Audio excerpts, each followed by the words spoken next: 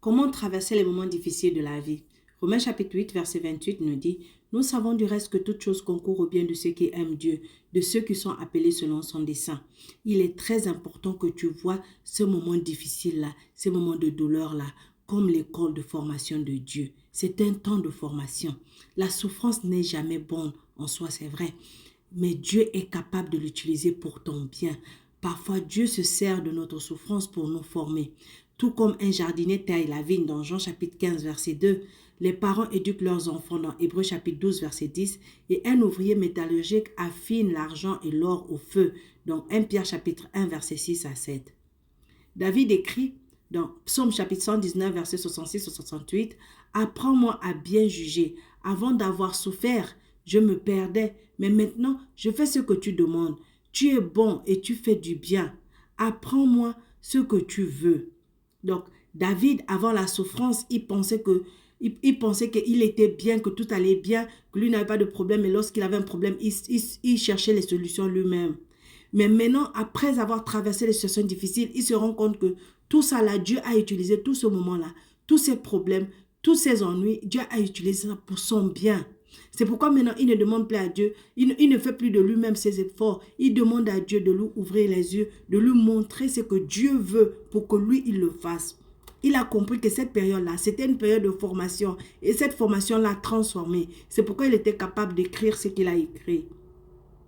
Les critiques injustes sont difficiles à accepter. Les regards des gens sont difficiles à accepter. Les reproches inutiles sont difficiles à accepter. C'est pourquoi David écrit dans Psaume 119, 69, « Les impies répandent des mensonges sur moi, mais je concentre mon attention sur ce que tu dis. » Les attaques peuvent venir de ceux dont le cœur est dur et insensible. Pourtant, au milieu de tout cela, tu peux toi aussi trouver de la joie. C'est pourquoi David l'écrit dans Psaume chapitre 119, verset 70. Et je pense dans la Bible aussi, la parole de Dieu nous dit, réjouissez-vous. Je le répète, réjouissez-vous. Tu dois voir ce temps-là comme un temps de formation. Comme c'est un temps de formation, tu te réjouis, loue le Seigneur, glorifie-le, fortifie-toi dans les psaumes et dans les cantiques. Glorifie-le parce que c'est un temps de formation. Et quand ce temps de formation-là va finir, tu vas voir la transformation qui va arriver dans toi. Alors, réjouis-toi. Si tu n'arrives pas à chanter maintenant, mets seulement les louanges. À un moment, à force d'écouter, tu vas commencer par chanter. Et tu vas voir le travail que Dieu va faire avec toi. David a été capable de voir que Dieu s'est réellement servi de ses ennuis et de son affliction et de ses souffrances. C'est pourquoi il a écrit dans Psaume 119, versets 71 à 72, « Pour moi, la souffrance a été une bonne chose. Elle m'a appris ce que tu voulais.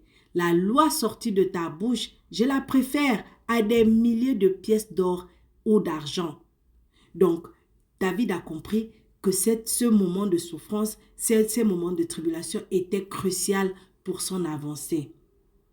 C'est pourquoi Paul aussi maintenant, pour confirmer ce que David a dit, Paul nous fortifie et Paul confirme encore ce temps de formation. Il dit dans 1 Pierre chapitre 5 verset 10, il dit « Le Dieu de toute grâce qui vous a appelé en Jésus-Christ à sa gloire éternelle, après que vous aurez souffert un peu de temps, vous perfectionnera lui-même, vous affermira, vous fortifiera et vous rendra inébranlable. » Tu as vu qu'il dit après que tu aurais souffert un peu de temps. Donc sans ce moment de souffrance-là, Dieu ne peut pas te perfectionner. Sans ce moment de souffrance-là, Dieu ne peut pas t'affermir.